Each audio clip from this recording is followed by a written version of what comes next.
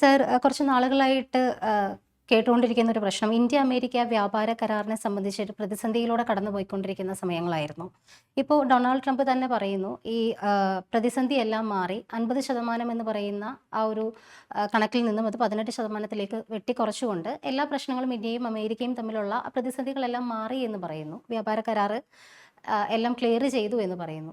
അപ്പോൾ എന്താണ് സർ ഈ ഒരു കരാറിൻ്റെ ഉദ്ദേശം? അല്ലെങ്കിൽ ഇനി അത് ഇന്ത്യക്ക് എങ്ങനെ ഇത് ഇന്ത്യയെ അഫക്റ്റ് ചെയ്യും? അല്ലെങ്കിൽ ഇന്ത്യക്ക് എങ്ങനെ ഗുണകരമാകും? അല്ലെങ്കിൽ ഈ ഒരു വിഷയത്തിന് പിന്നിൽ മറ്റെന്തെങ്കിലും കൂടി ഒളിഞ്ഞിരിക്കുന്നുണ്ടോ? ഇന്ത്യ അമേരിക്ക ബന്ധത്തിൽ ഒരു നാഴികക്കല്ലാണ് ഇന്ത്യ അമേരിക്കൻ വ്യാപാര കരാർ. ആ കരാറിലേക്ക് നമ്മൾ എത്തിയിരിക്കുന്നതായിട്ട് ഇന്ന് രാവിലെ അമേരിക്കൻ പ്രസിഡന്റ് ഡൊണാൾഡ് ട്രംപ് അദ്ദേഹത്തിന്റെ സോഷ്യൽ മീഡിയ പ്ലാറ്റ്ഫോമായിട്ടുള്ള ട്രൂത്ത് സോഷ്യലിലൂടെ അനൗൺസ് ചെയ്തു.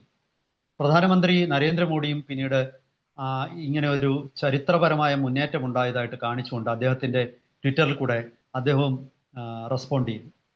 അപ്പോൾ ഇതിന്റെ ഏറ്റവും പ്രധാനപ്പെട്ട ഒരു സൂചന എന്ന് പറയുന്നത്, ഇന്ത്യൻ ഉൽപ്പന്നങ്ങൾക്ക് മേൽ, ഇറക്കുമതി ചെയ്യപ്പെടുന്ന ഇന്ത്യൻ ഉൽപ്പന്നങ്ങൾക്ക് മേൽ അമേരിക്ക ഏർപ്പെടുത്തിയിരുന്ന 50% നികുതി വെട്ടിക്കുറച്ച് വെറും 18%ത്തിലേക്ക് എത്തിയിരിക്കുന്നു.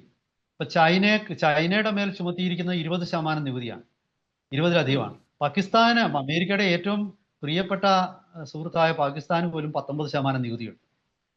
ബംഗ്ലാദേശിനും 20 ഉണ്ട്. ചൈനയ്ക്ക് 20-ൽ കൂടുതലാണെന്നാണ് എനിക്ക് തോന്നുന്നത്. ഞാൻ പറഞ്ഞതിൽ എന്തോ 20-ലധികം ഉണ്ടാവാം. ചൈനയ്ക്ക് 37% ഉണ്ട്. എനിക്ക് തെറ്റിപ്പോയതാണ്. അപ്പോ സ്വാഭാവികമായിട്ടും ഇന്ത്യക്ക് വലിയ നേട്ടമാണ്. കാരണം ഇന്ത്യൻ ഉൽപ്പന്നങ്ങൾ അമേരിക്കയിലെ ചൈനയുടെ ഏതാണ്ട് പകുതി താഴെയാണ് നമ്മുടെ ഉൽപ്പന്നങ്ങൾക്ക് മേലുള്ള നികുതി.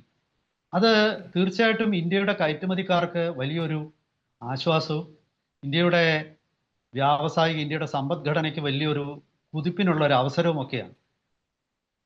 ഇപ്പോ ട്രംപ് ഈ ചാടിപ്പിടിച്ച് ഇത്ര നാളും ഇന്ത്യയുടെ നേരെ കണ്ണുരുട്ടുകയും മീശ പിരിക്കുകയും ഒക്കെ ചെയ്ത ഡൊണാൾഡ് ട്രംപ് ഇപ്പൊ ഇങ്ങനെ ചാടിപ്പിടിച്ച് ഇങ്ങനെ ഒരു തീരുമാനം എടുത്ത് ഒരുപക്ഷെ India European Union free trade agreement നിലവിൽ വന്നതായിരിക്കാമെന്ന് തോന്നുന്നു.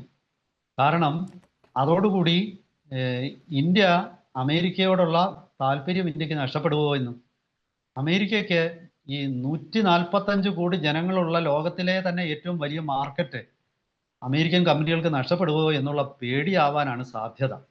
കാരണം അമേരിക്കയിലെ കമ്പനികൾ, കോർപ്പറേറ്റ് സ്വകാര്യ മേഖല ഒരിക്കലും ഇങ്ങനെ ഒരു കരാറിൽ ട്രംപിന് എത്താൻ പറ്റിയില്ലെങ്കിൽ ട്രംപിന് ഒരിക്കലും മാപ്പ് കൊടുക്കില്ല. കാരണം ലോകത്തിലെ ഏറ്റവും വലിയ മാർക്കറ്റ് അവർക്ക് നിഷേധിക്കപ്പെടുകയാണ്. അത് അവരെ സംബന്ധിച്ചിടത്തോളം വലിയ തിരിച്ചടിയാണ്. ഇപ്പം ഒരു ഉദാഹരണം ഞാൻ പറഞ്ഞാൽ, ഈ കഴിഞ്ഞ ദിവസങ്ങളിൽ ഫ്രാൻസിലെ ദസോൾട്ട് ഏവിയേഷൻ ലിമിറ്റഡ്, അവരാണ് റഫാൽ യുദ്ധവിമാനങ്ങൾ ഉണ്ടാക്കുന്നത്. 114 വിമാനങ്ങൾ അവരിൽ നിന്നും വാങ്ങാനുള്ള തീരുമാനം ഇന്ത്യ എടുത്തു. അതിന്റെ വാങ്ങുന്നത് ഏതാണ്ട് 37 ബില്യൺ US$, ഏതാണ്ട് 3.25 ലക്ഷം കോടി രൂപയുടെ ഒരു ഇടപാടാണത്. ആലോചിച്ച് നോക്കി, ഇത് അമേരിക്കക്ക് വേണമെങ്കിൽ കിട്ടാമായിരുന്നാണ്. അമേരിക്ക ഇന്ത്യക്ക് F-18 ഹോർണറ്റോ അല്ലെങ്കിൽ F-25 ഒക്കെ ഇന്ത്യക്ക് F-35 ലൈറ്റനിങ്ങോ ഒക്കെ ഓഫർ ചെയ്തിരുന്നെങ്കിൽ തീർച്ചയായിട്ടും ബോയിങ്ങിനോ ലോക്ഹീഡ് മാർട്ടിനോ ഒക്കെ കിട്ടാവുന്ന ഒരു ഓഫർ ഫ്രഞ്ചുകാരൻ കൊണ്ടുപോയത് അവർക്ക് വലിയ തിരിച്ചടിയാണ്. മാത്രവുമല്ല, നിങ്ങൾ ശ്രദ്ധിക്കേണ്ടത്, ഫ്രാൻസിലെ സഫ്രാൻ എന്ന് പറയുന്ന കമ്പനി, അവരാണ് ജെറ്റ് എഞ്ചിൻ, ടെർബോഫാൻ എഞ്ചിൻ എന്ന ജെറ്റ് എഞ്ചിൻ നിർമ്മിക്കുന്നത്. അവരുമായിട്ട് ഇന്ത്യ കരാറിൽ ഏർപ്പെടാൻ പോവുകയാണ്. അതും ഏതാണ്ട് $8 ബില്യൺ തുല്യമായ ഒരു ഇടപാടാണ്. അപ്പൊ ഇതൊക്കെ വരുമ്പോൾ സ്വാഭാവികമായിട്ടും അമേരിക്കയിലെ സ്വകാര്യ മേഖല ട്രംപിനെ നിർത്തിപ്പൊരിക്കും. കാരണം അവരെ സംബന്ധിച്ചിടത്തോളം അമേരിക്കക്കാരന് കിട്ടേണ്ട പണമാണ്. അമേരിക്കൻ കമ്പനികളിലെ നൂറുകണക്കിനല്ല ലക്ഷക്കണക്കിന് തൊഴിലവസരങ്ങൾ സൃഷ്ടിക്കേണ്ടതാണ്. അത് ഫ്രാൻസിലോട്ടും ജർമ്മനിയിലോട്ടും, ഇപ്പൊ ജർമ്മനിയായിട്ട് നമ്മൾ അന്തർവാഹിനി നിർമ്മിക്കാൻ കരാർ ഒപ്പിടുകയാണ്. ജർമ്മൻ കമ്പനിയായ തൈസൺ ഗ്രൂപ്പ് മറൈൻ സിസ്റ്റംസ് ലിമിറ്റഡുമായിട്ടാണ് കരാർ ഏർപ്പെടുന്നത്. അപ്പോൾ അതും വരും. എല്ലാ 8 ബില്യന്റെ 9 ബില്യന്റെ ഒക്കെ ഇന്ത്യ വലിയ പണമാണ് ചെലവഴിക്കുന്നത് അന്താരാഷ്ട്ര മാർക്കറ്റിൽ. യഥാർത്ഥത്തിൽ ഇന്ത്യയുടെ ഏറ്റവും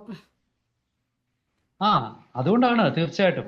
പിന്നെ അതേസമയം നമ്മൾ അത് പറയുമ്പോഴും തൽക്കാലത്തേക്ക് എന്തായാലും ട്രംപ് തീരുമാനം മാറ്റിയതിൽ നമ്മൾ അദ്ദേഹത്തിനെ പിന്നെ അധികം വിമർശിക്കേണ്ട എന്ന് ഞാൻ വിചാരിക്കുന്നു. കാരണം തീർച്ചയായിട്ടും ഈ ഒരു കരാറിലേക്ക് നമ്മൾ എത്തുമ്പോൾ നമ്മുടെ നാട്ടിലേക്ക് ഒരുപാട് നമ്മുടെ വ്യവസായ മേഖലയ്ക്ക് വലിയൊരു കുതിപ്പായിരിക്കും. ഒരുപാട് തൊഴിലവസരങ്ങൾ ഇവിടെ വരാൻ പോവുകയാണ്. ഇപ്പൊ തന്നെ നമുക്കറിയാം, ഈ ബഡ്ജറ്റില് ഈ ആർട്ടിഫിഷ്യൽ ഇന്റലിജൻസുമായിട്ട് ബന്ധപ്പെട്ട ഡാറ്റാ സെന്ററുകളുണ്ട്. ആ ഡാറ്റാ സെന്ററുകളുടെ നികുതി ഇളവ് പ്രഖ്യാപിച്ചിരിക്കുകയാണ്. അമേരിക്കയുടെ ഒക്കെ പല കമ്പനികളുടെ ഡാറ്റാ സെന്റർ ഇന്ത്യയിലോട്ട് വരാൻ പോവുകയാണ്. ഇപ്പം ഗൂഗിള് 15 ബില്യൺ US$ നിക്ഷേപം ഇവിടെ പ്രഖ്യാപിച്ചു. അതുപോലെ മൈക്രോസോഫ്റ്റ് പ്രഖ്യാപിച്ചു. വലിയ വലിയ നിക്ഷേപങ്ങളാണ് ഇവിടെ വരുന്നത്. എല്ലാം ഏറ്റവും കുറഞ്ഞ ഒരു 1.5 ലക്ഷം കോടി വെച്ചിട്ടാണ് ഓരോരുത്തരും നിക്ഷേപിക്കുന്നത്. സ്വാഭാവികമായിട്ടും ഇന്ത്യക്കാർക്കാണ് ഈ ജോലിയൊക്കെ കിട്ടാൻ പോകുന്നത്. അപ്പൊ നാട്ടിൽ വ്യവസായം വരാനുള്ള ഒരു തീരുമാനത്തിൽ ട്രംപ് ആദ്യമൊക്കെ എന്താണ് അദ്ദേഹം ഒന്നും ബലം പിടിച്ചെങ്കിലും ഒരുപക്ഷെ അദ്ദേഹത്തിന്റെ രാജ്യങ്ങളുടെ താല്പര്യം സംരക്ഷിക്കേണ്ടത് അദ്ദേഹത്തിന്റെ ആവശ്യമായിരിക്കാം. അതുകൊണ്ടായിരിക്കും അദ്ദേഹം ബലം പിടിച്ചത്.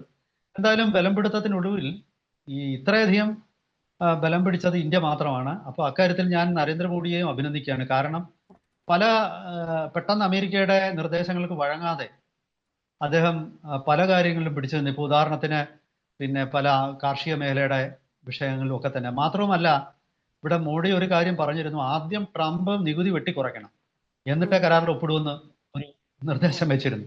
അപ്പൊ അത് ട്രംപ് അംഗീകരിക്കാൻ തയ്യാറായി എന്നുള്ളത് അത് വലിയ നേട്ടമാണ്. മാത്രമല്ല, ഇത് മോഡി പറഞ്ഞതല്ലേ. ഇപ്പൊ മോഡിയാണ് പറഞ്ഞത് പിന്നെ അമേരിക്കയുടെ നികുതി വെട്ടിക്കുറച്ചു എന്ന് പറഞ്ഞ് നമ്മൾ പിന്നെ സംശയിക്കും. ഇത് മോഡിയല്ല പറഞ്ഞത്, ട്രംപാണ് രാവിലെ അനൗൺസ് ചെയ്തത്. അപ്പോൾ സ്വാഭാവികമായിട്ടും പിന്നെ ഇന്ത്യയുടെ ഏറ്റവും വലിയ മാർക്കറ്റാണ് അമേരിക്ക. ഇന്ത്യ അമേരിക്ക വ്യാപാരം എന്ന് പറയുന്നത് 140 ബില്യൺ US$ മുകളിലാണ്. അതിൽ ഏതാണ്ട് 40 ബില്യണോളം ഇന്ത്യക്ക് മിച്ചമാണ്. നമ്മൾ പലരും വിചാരിക്കും ഇത്രയും വലിയ വ്യാവസായികമായിട്ട് പുരോഗതി പ്രാപിച്ച അമേരിക്കയും ഇന്ത്യയും തമ്മിൽ വ്യാപാരം നടക്കുമ്പോൾ അമേരിക്കയ്ക്കായിരിക്കും മിച്ചമെന്ന്. അങ്ങനല്ല, ഇന്ത്യക്കാണ് മിച്ചം ഈ വ്യാപാരത്തിൽ. അപ്പൊ സ്വാഭാവികമായിട്ടും അമേരിക്കയുമായിട്ടുള്ള വ്യാപാരം കൂടിയാൽ ഇന്ത്യക്കാണ് നേട്ടം. പിന്നെ ഈ മിച്ചം ഒന്ന് കുറച്ചു കൊണ്ടുവന്ന് അമേരിക്കയുടെ കുറെ ഉൽപ്പന്നം വാങ്ങിക്കണമെന്ന് ട്രംപ് പറയും. അതിൽ എനിക്ക് തെറ്റ് പറയാൻ പറ്റുന്നില്ല. കാരണം ഒരു കച്ചവട കൊടുക്കൽ വാങ്ങലുകൾ തീർച്ചയായിട്ടും ഒരു പാലമിട്ട അപ്പുറം അങ്ങോട്ടും ഇങ്ങോട്ടും പോയ കൊടുക്കൽ വാങ്ങലുകളൊക്കെ ഉണ്ടാവും. പക്ഷേ എന്നിരുന്നാലും നമ്മൾ ചിന്തിക്കേണ്ടതെന്ന് വെച്ചാൽ ഇത് വ്യവസായ മേഖലയുടെ ഒരു വലിയ വളർച്ച, ഉൽപ്പന്നങ്ങൾ, പല പുതിയ ഫാക്ടറികൾ തുടങ്ങുന്നു. ഇപ്പം കേരളത്തിന് തന്നെ പ്രത്യേകിച്ച് ഈ പിന്നെ ഏറ്റവും വലിയൊരു ഗുണം എനിക്ക് തോന്നുന്നു മത്സ്യ മേഖലയ്ക്കാണ്. ഇന്ത്യയിൽ നിന്നും ഏറ്റവും കൂടുതൽ ചെമ്മീൻ ഇറക്കുമതി ചെയ്യുന്ന ഒരു രാജ്യമാണ് അമേരിക്ക. അതുപോലെ കശുവണ്ടി ഇന്ത്യയിൽ നിന്നും കശുവണ്ടി വലിയ രീതിയിൽ ഇറക്കുമതി ചെയ്യുന്ന ഈ കൊല്ലത്തെ പല കശുവണ്ടി വ്യവസായികളും നിലനിൽക്കുന്ന അമേരിക്കയുടെ ബലത്തിലാണ്. അപ്പോ ഇങ്ങനെയൊക്കെയുള്ള മേഖലകളിൽ സ്വാഭാവികമായിട്ടും നമുക്ക് കേരളത്തിനും ഈ ഒരു കരാർ വലിയ പ്രയോജനം ചെയ്യുമെന്നാണ് എനിക്ക് തോന്നുന്നത്.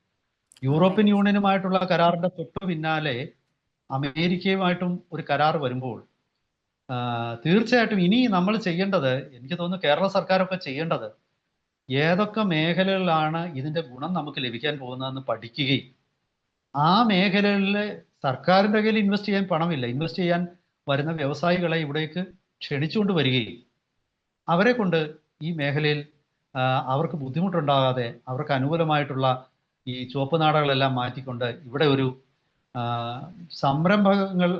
സംരംഭങ്ങൾ കേരളത്തിൽ ഒരുപാട് സംരംഭങ്ങൾ ഉണ്ടാവാനുള്ളൊരു സാഹചര്യം സൃഷ്ടിക്കുകയുമാണ് കേരള സർക്കാർ ചെയ്യേണ്ടത്. ഇത് തീർച്ചയായിട്ടും ഇതിന്റെ ഗുണഫലം മറ്റു സംസ്ഥാനക്കാരൊക്കെ, എനിക്ക് തോന്നുന്നത് ഇപ്പം കർണാടക മുഖ്യമന്ത്രിയോ തമിഴ്നാട് എന്തിന് ഈ ആസാം മുഖ്യമന്ത്രി വരെ ഇപ്പം പെട്ടിയും കിടക്കെ രാവിലെ അങ്ങ് ഓരോ വിദേശ രാജ്യത്ത് പോയി കേട്ട് കഴിഞ്ഞാൽ, കാരണം അവിടെ പോയി ആദ്യം കരാർ ഒപ്പിടാൻ കമ്പനികളുമായിട്ട് കാണും. അങ്ങനെ ഒരു സാഹചര്യം വരാതെ കേരളം ശ്രദ്ധിക്കണം. ഇപ്പം ഞാൻ എപ്പോഴും ഓർമ്മിക്കാറുണ്ട്, പണ്ട് എന്നോട് ഈ നമ്മുടെ വ്യവസായ പാർക്കുകളുടെ ഒക്കെ ചുമതല ഉണ്ടായിരുന്ന അദ്ദേഹം ഒരു വ്യക്തിയാണ്. അദ്ദേഹം എന്നോട് പറഞ്ഞു, BMW കമ്പനി യഥാർത്ഥത്തിൽ 1990-ൽ കേരളത്തിൽ വരാനാണ് തീരുമാനിച്ചത്. കളമശ്ശേരിയിലാണ് അവർ ഫാക്ടറി തുടങ്ങാൻ തീരുമാനിച്ചത്. ഇവര് കൊച്ചിയിൽ വന്നു എന്ന് അറിഞ്ഞുകൊണ്ട് തന്നെ തമിഴ്നാട്ടിൽ നിന്നും മഹാരാഷ്ട്രയിൽ നിന്നും ആളെത്തി രഹസ്യമായിട്ട് ഈ ഹോട്ടലിൽ വന്നിട്ട് അവർ കണ്ടു. എന്നിട്ട് തമിഴ്നാട് എന്ത് ചെയ്യുന്നു വെച്ചാൽ ഒരു വിമാനത്തിൽ മുഴുവൻ സീറ്റും ബുക്ക് ചെയ്തിട്ട് ഇവരെ അതേലെ കയറ്റിക്കൊണ്ടാണ് പോയി. അത്ര പിന്നെ പൊടികുത്തിയേനെ. അപ്പൊ അതെ. തമിഴ്നാട്ടിൽ നിന്ന് ഒരു സെക്രട്ടറിയെ, അന്നത്തെ മുഖ്യമന്ത്രി ജയലളിതയാണ്, അവര് അവിടുത്തെ വ്യവസായ സെക്രട്ടറിയെ ആരും അറിയാതെ കൊച്ചി വിട്ടിട്ട് ഇവിടെ നിന്നുള്ള ഒരു ഫ്ലൈറ്റിലെ മുഴുവൻ സീറ്റും ജയലളിത ബുക്ക് ചെയ്ത് ഈ പറയുന്ന ടീമിനെ മുഴുവൻ ഇവിടുന്ന് ആ ഫ്ലൈറ്റിൽ കയറ്റി രായ്ക്ക് രാമാനം പോയി. അവർ തമിഴ്നാട്ടിൽ ഫാക്ടറി തുടങ്ങി.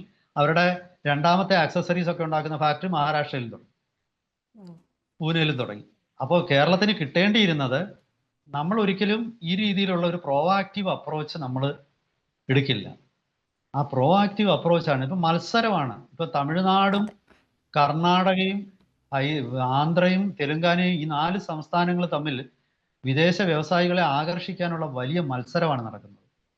ആ മത്സരത്തിനിടയിൽ നമുക്ക് പിടിച്ചു നിൽക്കണമെങ്കിൽ കേരളം തീർച്ചയായിട്ടും ഈ ഈ 2 കരാറുകൾ, യൂറോപ്യൻ യൂണിയൻ ഫ്രീ ട്രേഡ് എഗ്രിമെന്റും ഇൻഡോ US കരാറും അതിന്റെ ഗുണഫലങ്ങൾ നമ്മളിവിടെ ഇതിന്റെ വ്യാവസായിക ഫലങ്ങളെ കുറിച്ച് നോക്കാതെ ഇതിന്റെ രാഷ്ട്രീയം മാത്രം പറഞ്ഞുകൊണ്ടിരിക്കും. അതിന്റെ ഗുണഫലങ്ങൾ വേറെ ആരെങ്കിലും കൊണ്ടുപോവുകയും ചെയ്യും. എന്തായാലും ഇപ്രാവശ്യം അത് സംഭവിക്കാതിരിക്കട്ടെ എന്ന് ഞാൻ പ്രതീക്ഷിക്കുകയാണ്. വരും ദിവസങ്ങളിൽ നമുക്ക് അതെ കൂടുതൽ അപ്ഡേറ്റ്സ് വരുന്ന മുറയ്ക്ക് നമുക്ക് പ്രേക്ഷകരുമായിട്ട് അത് പങ്കുവെക്കാം.